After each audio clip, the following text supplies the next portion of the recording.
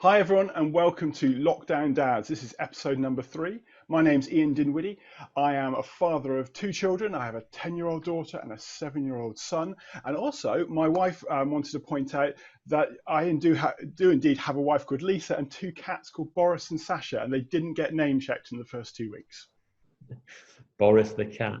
Yeah, you're giving a lot away there, Ian. And I'm James. Who am I? I'm James Miller, father to 2 different children who are 12 and 9, and editor of workingdads.co.uk and author of Dads Don't Babysit. And each week we're hoping to bring you relevant discussion, really, hopefully provocative, hopefully entertaining, but mainly relevant to your life in this weird lockdown business that we're all going through. And to that end, we've got a guest this week who has been very much helping me through lockdown with his YouTube videos and podcasts, which are aimed at children, but frankly, have been helping me get through this. It's a comedian, dad, self-employed person, although I don't know if he's still self-employed given there's no employment for comedians at the moment. It's Tiernan Douieb. Thanks for joining us. Hello. Yeah, that's an interesting point. I don't think it's just sort of self now, isn't it? I think. Yeah. I'm just self, I think. There's definitely no employment, so I'm just here. Well, you've been entertaining yourself, or entertaining me, with yeah, that sounds a bit more dodgy, entertaining myself. So I think, it's better if I'm entertaining others, I hope, definitely. It's work of a sort. We start with the same question every week, so we'll put it to you first, Ian, and I say it's a sort of question that used to be sort of basic small talk, but now it's quite a massive question. How are you? Yeah, it's all right. I mean, it's a hard question, really, isn't it? I'm sort of fine, I think, and every now and then not fine, and then some days really well. There's a lot of lockdown I quite like. I mean, I'm a comedian. I'm spending a lot of time in the days alone, not seeing people. You do writing and stuff, and I tend to go to shops and stuff on a weekday when there's not many people around. So in that sense, it's not that different in a way. I definitely like, I quite like there not being so many people around. I quite like things like that. But yeah, then there are some days you just wait and go, it's all this again. And my daughter is 2 and is currently going through the terrible 2s.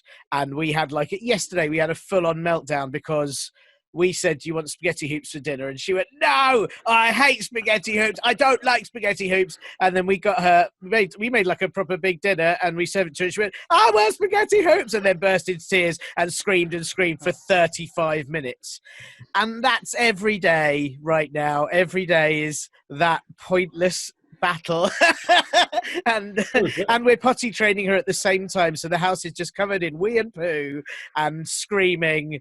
And this was bad timing. I was with her on the hating spaghetti hoops. I was I'm all for that, saying no, I hate spaghetti hoops. But then she changed her mind. What's she thinking? That's a terrible decision. Well, that's it. If she just straight up, had the conviction to say I hate spaghetti hoops and then stuck with that, fair enough, fair play. Absolutely. But it's the U-turns. It's always about the U-turns. Yeah, I mean, you say that obviously, you're sort of similar to us, I think, in the extent that, as you say, you're sort of often at home in the day when you're self-employed or doing whatever we do.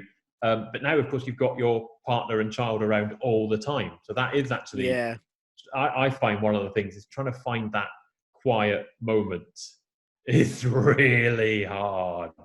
Well, it's really tricky as well because my industry is not happening now anyway because obviously live comedy gigs you had to be in a windowless dark room with strangers, and apparently that's not safe for pandemics. So that's all stopped, and but there are other comedy things going on. There's online gigs and all sorts of fun stuff, but actually part of my job was the creative bit in the day when you'd have time to yourself to go, I'm going to write things and work things out. And now my daytime is just, don't wee on the floor again. Oh, don't throw that. Oh, don't scream at that. And then there's no comedy brain going on for the evening stuff. So, that's been interesting.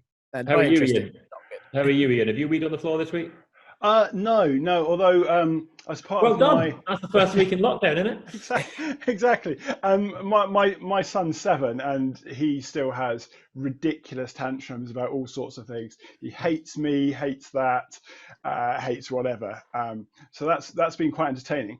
It's been a pretty good week, I think. Actually, it's kind of one of those things where It was quite interesting. My son has a weekly Beavers meetup on the laptop on Zoom, and there's about sort of 9 kids, nine boys, and they're wearing their jumper. Well, it wasn't the jumper, but it's got the little woggle and the scarf on and that sort of thing.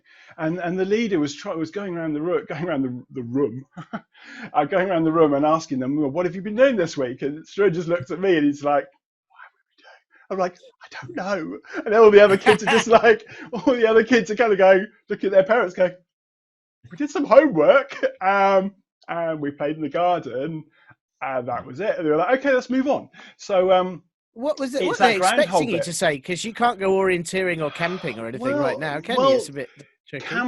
Camping's actually a bigger deal at the moment than you might think. If you've got a garden, then you can work towards your going away badge, I think it's called. And so some parents and some kids, I think, are really embracing it, and they're camping out. You hear stories of people have camped in their garden like 6 days in a row or something kind of surreal like that. I can't get my kids anywhere near even looking at a tent. They are ridiculously, we obviously haven't raised them in the right way because they have no interest whatsoever. So that's been... That is the right way, Ian. Well, yeah. Okay, good. Way. I mean, I grew up... I can't deal with camping whatsoever. I fully understand. So yeah, but in terms of keeping, in terms of this week, I've been enjoying listening to a bit of Tiernan's podcast, a politics podcast, which I really enjoyed while I was doing the cleaning yesterday, doing the bathrooms, and that kept me endlessly amused. Actually, 20 minutes of monologue, brilliant. I really enjoyed it. But James, last week you were talking about keeping your hand in terms of work. And you've been really prolific this week in terms of writing. What kind of impact has that had, and what sort of feedback have you had about what you've been writing about? I've had loads of impact. Now the government's collapsed in the face of my angry blog. That's what I've heard anyway. I think it's an interesting, one of the things that I sort of have noticed around all this and around sort of mental health is actually doing stuff, the regular stuff is actually quite painful in a way, in that golf clubs opened. Yes, so Wednesday, me and my son went straight down the golf course. But then you feel quite bad afterwards because it's not normal. You're doing a normal thing, but it actually just shows how not normal everything is at the moment. So I was a bit concerned about writing, actually, that, that's a sort of normal thing and it's not normal times. But it was a good tip I gave last week, actually, keep your hand in, because I wrote a blog every day, and the discipline of sitting down and actually doing something when there's nothing to do, because it was that or tidy the kids' craft drawer. And you do actually feel quite good afterwards. I achieved that. I set out to write a blog and I'd done it. And they've been quite well received. Like, what did I do? I did Sweden on day one, which was, and then I did the sewers about the time I went down the sewers. I quite liked that one, but nobody else did. What else did I do? I did Locking Up Grannies, and why it's sexist, all the talk of grannies and how Colonel Tom is actually a victim of sexism. These are a whole separate podcast. We're not going to go into detail here. What was yesterday's one? Yesterday's one was the one that did the best. So it was Tool Up, people, because those of us who want a different future are going to have to fight for it, because the government aren't going to hand it to us, and the capitalists are all going to try and say, yeah, I'll just give you a job, but you're not getting any paternity leave. So those of us that want change are going to have to tool up. That one seemed to go down very well, particularly on places like LinkedIn, where people are interested in capitalism and things like that. But that, I suppose, looking to the future, this is smooth, takes us into our first feature, doesn't it? The old when I'm 64, you have to imagine the music, because we can't even afford the proper Zoom subscription, so we certainly can't afford to buy When I'm 64 by the Beatles to play at this point. You just have to imagine the song, and then think about what are we going to be looking back on in 20 years' time, when we look back on this period in 20 years' time. Tiernan, got any thoughts on what you think, or you or your children will particularly remember? How boring it is. Because I think in my head, I really assumed that a pandemic would be, I've watched a lot of films, and in films, pandemics are terrifying, and there's always somebody in a sort of action role that's got to stop a rabid monkey from infecting everyone, or zombies or something. A lot of this has been sitting around going, I don't know what day it is, and I don't know if I want to go to supermarkets in a hazmat suit just to buy a tin of chopped tomatoes. And, a lot of it's just the same old thing again and again. And I think I think that's what we'll remember. Mhm. You know, there's all this talk of Blitz spirit, but I think in the Blitz people are genuinely terrified and worried. Yeah. And in this, a lot of it's just, oh, it's another day at home. Oh well. Yeah, that waking up, I think, I mean, you mentioned it earlier, that is the worst part of the day, I think. When you wake up and you go, "Oh, it's just here we go again." And I think, yeah, that feeling, because you're having it every day, will be well remembered in however many years' time. No, Yeah, I think that's I think that's really, you want it to be more exciting, is that, but without too yeah. many zombies, I guess. Yeah, I don't want it to be terrifying. I just Yeah. want it to be more interesting. I don't. So I'll reveal. I had a COVID test yesterday, because not for any worrying reasons, but I'm diabetic and I've got the COVID symptoms app on my phone. And I had 2 days of very high diabetic blood sugars for no real reason, and sometimes that can mean you've got an infection. And so I just recorded it on the app, and I got an email going, "You qualify for a test, and people you live with can have one too if they're over 5." So my daughter could, obviously, but my wife could. So we got in the car, and because it was booked for that day, and genuinely was like highlight of my week. I got to queue up in a queue of cars, and then a whole load of army blokes gave us a testing kit, and we had to sit in a car park. And it was quite grim, actually. You have to stick a swab in your throat and then in your nose, and it's horrible. And you have to try and read 6 different instruction leaflets while not contaminating the sample and everything. But it was just for a little moment. It was a bit like a zombie film. There's all these army guys in a car park handing out things in biohazard bags, and yeah, and I was like, do you know what? This is something different. If nothing else, even though I've had to ram a cotton bud up my nose, which is horrible, at least I'll remember that it's Thursday because of this. Do it every Thursday from now on, then you'll remember what day of the week it is. Thursday, that's cotton bud up the nose day. That's a good idea. I have to get Oh, a that- soldier to jab a cotton bud up my. I did it. He didn't do it, so it's fine. When did you get the result? I don't know. It's meant to be 48 hours, but there's also a caveat of going, but it might take much longer. So who How knows? long it takes Matt Hancock to put it in a little pot or something. It's easy to be doing the That's knowledge. it. That's it. By the time I get the results back, I might have either gone over it or caught it from somewhere else entirely. So who knows? We're just going around again. James, in terms of your what you might remember when you're 64, what springs to mind for you? The Christmas of Death. That's what we're going to remember. That's what my brother calls it. Early on in this, the kids are so good at sitting down for schoolwork, and it's a really weird time for kids to understand. And I mean, you must know this, Tiernan. I mean, my kids are old enough that you can sort of explain roughly what's going on, but particularly anybody with smaller children, it's very weird. So we made a sort of decision to buy them stuff, essentially, to brighten up this weird period with stuff, like mainly Lego, let's face it. So essentially, so that when they look back, when they're 64, or not when they're 64, what they'll be in 20 years' time, when they're sort of 30, they'll look back and think, do you remember that time? Do you remember that time when we all thought mum and dad were going to die? They'll think, remember that time when we got tons of Lego? That was amazing. Let's have another pandemic, maybe. But, hopefully not the last bit. But, my brother calls it the Christmas of Death. Unfortunately, it's now going on so long that it's quite clear that Christmas is going to have to end because, we run out of money in that. But, I hope that's what we'll look back and that's the remember. flaw with that song, wasn't it? Wish it could be Christmas every day. This is what happens when it is. Yeah. It becomes very difficult to manage. Yeah.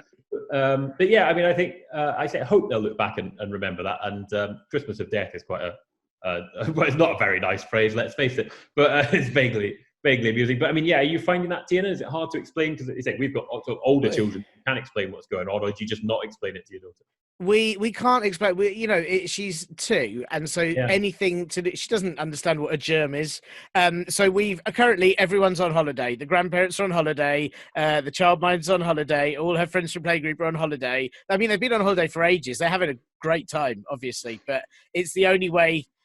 Luckily, she's not really got a concept of time, so she's still talking about things that happened 6 weeks ago as though they were last week, because she hasn't got a clue. It's us that's feeling it. We're the ones that want the childminder and grandparents to come back.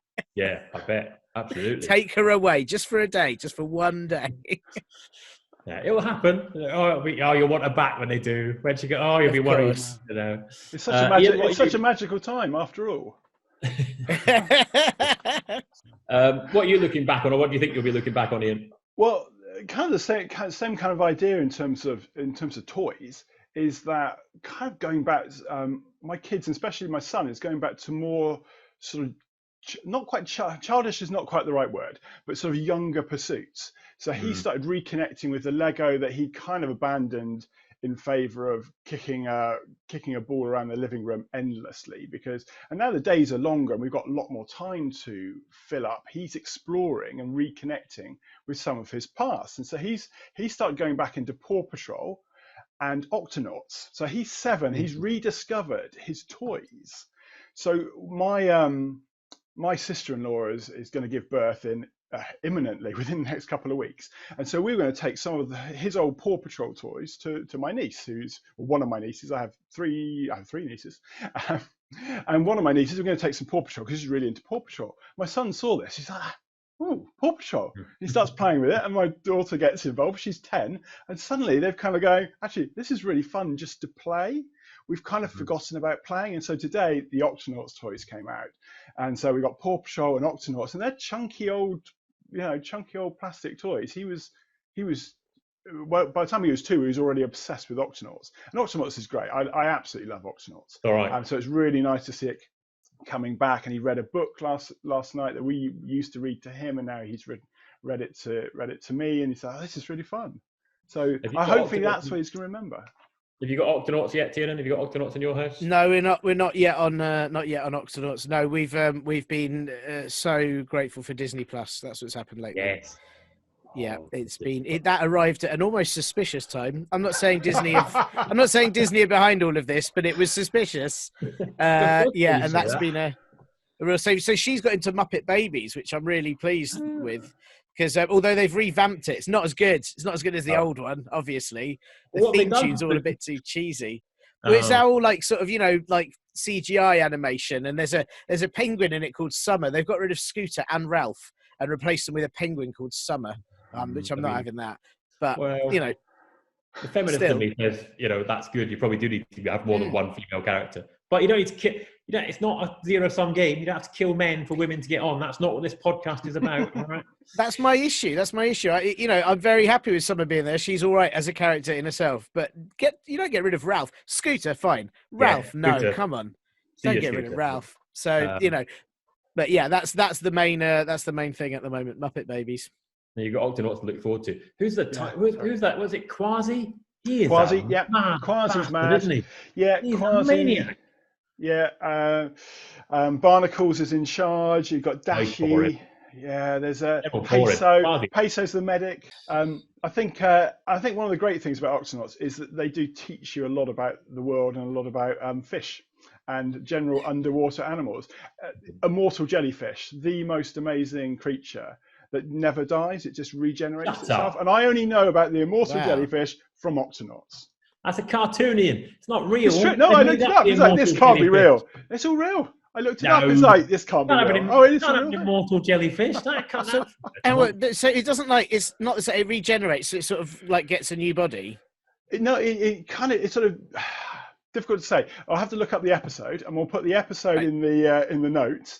But it kind of doesn't really die. It sort of recycles itself almost. It goes into a different state. A sort of baby state. It's almost like a butterfly going back into becoming a caterpillar, and then just going round. Oh my goodness! Does it only die if you remove its head from its body? Is it immortal in that sense? Like I think if you take it out of the water. It's not immortal. There we go. That is quite a weakness. That's quite a rubbish weakness when it comes down to it. Actually, I can live forever. Oh no! Oh yeah. Oh well. I think we've got distracted here. We're going down an immortal jellyfish hole that we don't want to go down. We've talked about 64. Let's talk about When I'm 44. I mean, one of the things I think about this feature, which started out called When I'm 44, because that's in a year or two's time, and things will all be back to normal, right? Beginning to feel we might have to rename it When I'm 54, because it feels like things are going to take a little while. I mean, one of the things I've been thinking about, and it's probably particularly appropriate with Tiernan on, is this issue of the self-employed. And I sort of hope that when I'm 44 or 54 or whenever this ends, that people will have government will take a slightly more grown-up attitude towards the self-employed and, what they contribute and what they should get back. What's your experience been, Tiernan? Yeah, I mean, it's felt like they haven't really cared about self-employed for quite a long time. I Mm. mean, in a lot of angles, really. Like, for example, me and my wife are, privately rent, as it were, because we can't get a mortgage because we're both self-employed, and therefore we're not considered responsible to get a mortgage, even though our rent is more than a mortgage every month, and we always pay it. Ridiculous. There's lots of areas like that where self-employed seem to get a lot of stick, and paying tax in advance. Oh my goodness, that's always made me mad. But this situation has been particularly bad, and I've just applied for self-employed support, which was interesting. But because there's a lovely thing with comedians where we don't always make profit in a year, because we might do the Edinburgh Fringe, which just destroys all the money that you have. And so this self-employed support looks back at the last 3 years of your earnings and gives you an average. And I've got 1 year where I was at the Edinburgh Fringe, so I didn't. So my average has got a year knocked off it. And my wife was 1 year, she was on maternity leave, so she's got a year knocked off it. So we're both getting a much smaller chunk than we were hoping for. But it's, look, the one thing I'll be slightly positive here, in that comedy is sort of adapting in my field anyway, because we're all really worried, actually. A lot of comedians are still very worried, and they should be. But so much stuff's happening online, so many podcasts happening, so many other things. People suddenly realize we can still do what we do. We just have to work out how to do it in a different way. And the industries, there's already been a sort of live comedy association union that's got together from sort of 1,000 different comedian people and promoters and producers, have all kind of worked together and said, we're forming this now, and we're going to rally the government to do something, because we can't do what we do until this is fixed. And it's really proactive, and that's quite exciting that people are both being creative and trying to get on top of this. So that makes me very happy. Yeah. Is that your when I'm 44 sort of thing? But when I'm 44, I'd say the thing that's going to bother me in a year or so's time is simply just people being around. I've realised that I'm now so used to, even when there's a few people on our road and you have to dodge them, it's freaking me out. When it's starting to be crowds everywhere. I mean, which makes my job really hard. If I do any crowded venues, I can be in. I mean, most of my Edinburgh shows will be fine because they never get more than 6 people in anyway. But, any big venues will be a bit terrifying. I saw you in Edinburgh, and there was at least probably more than 6, not a lot more than 6, admittedly, but there's certainly more than 6. I don't know, I can't remember. And you were certainly better than that man with the hair that was on Strictly. I remember that. Oh, that's nice. Sean Walsh, yes. Yeah. I guess, I mean, that's the thing, isn't it? It's change, isn't it? It's going to be lots of change going forward, and trying to predict what that's going to be. Ian, what's your thoughts on what that change might look like in a year or two's time?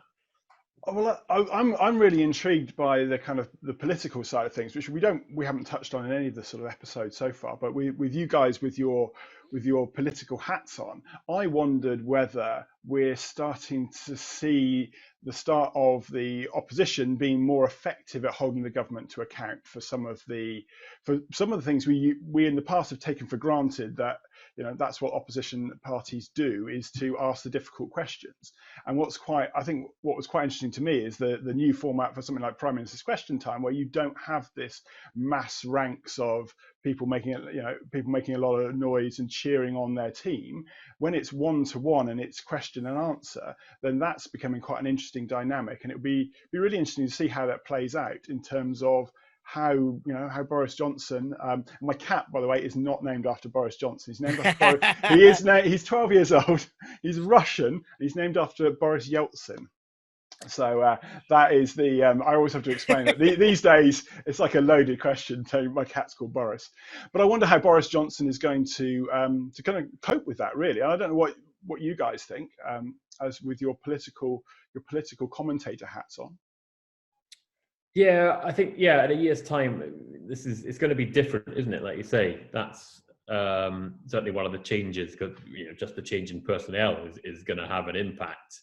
But I wonder, like you say, in terms of PMQs, we're hearing today that Jacob Rees-Mogg wants all the MPs back because Boris is doing so badly at Prime Minister's Questions that he wants to have his team behind him cheering on. I wonder if the longer we can go without that atmosphere, how that will affect not just politics but society more widely. If you sort of do away with that divisive yah-boo style, if there's a society will become nicer. I mean, I know that's wishful thinking, Yeah, see, my concern is always that I know you pay attention to that, James, and I do, but I think of most people I know have never watched the Prime Minister's questions in their life, and never will, and so the atmosphere there doesn't really make any difference to them. Anyway, so my concern with an opposition is, for example, this week Labour have said they're not going to ask for they're not going to ask for there to be a rent to be cancelled for private renters for 3 months, or for there to be a rent break, because that's very un-Labour of them, Thangam Debonair said. And it's like, no, we could do with you supporting us, and there's been sort of various policies like that have come through, and Keir Starmer says he's not going to oppose not having a Brexit extension, but actually the public really want one right now. And it'd be good if you stood up to some of these things. So I'm not sure it's enough yet, but it is weird times. Everything's going to be very different in a year, and we'll have to see. I was going to say, Ian, I did wonder if your cat was called Boris after Boris Johnson. Maybe he's not around very much. Maybe he's got a lot of offspring. I didn't know if that was why, but works for Boris Yeltsin as well, doesn't it? I mean, that's true. That's true. Probably. I mean, I think the renting thing is interesting. Actually, there's something that in a year's time, you hope that, again, this will throw into relief the issue with renting and private renting, and something will be done about it. Again, I suspect it's wishful thinking, but it's an opportunity. This is what we sort of try and focus on. Obviously, there are terrible things about this pandemic, clearly, but there are opportunities to sort of try and remake things in a better way, and you've got to hope that the renting would be one issue of that. It would be nice. That's all I'm saying. I'm not asking for much. It would just be nice. Yeah, I guess it's the double whammy, isn't it, of self-employed and renting at the same time is the tricky situation, I guess. Absolutely, yeah, and it speaks to the dad thing as well. Dads are supposed to, be the breadwinner and pay the rent and all that sort of stuff. In the distant past, that was the model, wasn't it? And again, hopefully, we're moving away from that, and there's opportunities to break that up, I think. I mean, I'm very much learning I should have got a proper job. Well, my dad was right. Yeah. The proper job. So people are, there's an interesting thing there that, the arts are actually, people are beginning to understand the value of them, aren't they? When we're all locked down, people are understanding that, being made to laugh has a value. And so does being able to look at things and, watch films or watch the National Theatre or listen to music. You've got to hope that coming out the other side of this, the arts will be valued. It's hope rather than expectation. Let's face it. We hope. So Tiernan, if your dad's top tip would be to get a proper job, what would you like it? Yeah, I know. I'm proud of myself with that link. Tiernan, what would you say? What's your top tip from being a lockdown dad? I've got it's quite a weird tip. I should just say my dad's quite supportive, just in case he listens to this. I feel mean that I'm misrepresenting him. This is my really weird tip, because we got our daughters too, so I don't have any really good kids tips, but from occasionally we'll just give her the iPad and give up. But what we've this is a silly one. We've made we're in a first floor flat, so we don't have a garden, so we've been going to parks and stuff for walks. But we've made a little garden in our window, right? And we've done things. We learned that if you cut the bottom off a lettuce once you finished it and you put it in a cup of water, it regrows a whole lettuce. And like if you put a garlic bulb in, it grows a whole like sort of spring onion from the top of it. You can regrow spring. So we've just been finding all these tips, and we've got a whole little kind of cultivated garden area in our balcony, and every day my daughter is fascinated at seeing what's grown and what hasn't. We've got a little cress and a little box of pansies and all sorts of, and it's really helped. Every day she's seeing it's changing and it's growing, and that's been really nice. And it's sort of vaguely given us an idea of having an outside space inside, sort of. It's like an immortal lettuce. Yeah, an immortal lettuce. Yeah, callback, isn't it, Tiernan? That's a callback. I like it. It was good. Yeah, it's good. What about you, James? What top tip have you brought this week for us to enjoy? Tip is watch all of or listen to all of Tiernan's various resources. His Comedy Club for Kids videos that are on YouTube. His Radio Nonsense podcasts that are on everywhere you can get your podcasts. But don't necessarily do everything that is in those resources. Very much look out for the lady singing the song about how high her trousers can go, because that is one of the best bits of that was Helen Duff, the wonderful Helen Duff. But don't do the thing where he had a guest, and again, this looks bad. 3 men, and I can't remember the ladies' names. The ladies. But he also had a lady on his podcast who said it's very funny to go up to your partner and pretend you're going to kiss them and go, and then just go shouting in their face. Don't do that. You never get to kiss your partner ever again. I can tell you from experience. Don't do that. That is my top tip. Listen to his stuff. That was Lucy Pearman. I should also point out that Ed Petrie on one of them said that the way that children can help their parents is by breaking things. So that gives their parents something to do by having to fix it. So, I think there's been a lot of angry parents that have heard that. Not too happy with that suggestion at all. He's very good as well. Ed Petrie's been very good. Ian, what's your tip? So mine's quite a practical and weird thing that my wife discovered, really. We've been doing a few Zoom classroom kind of activities, and more kind of ballet classes carried on over Zoom, and so has my son's football training.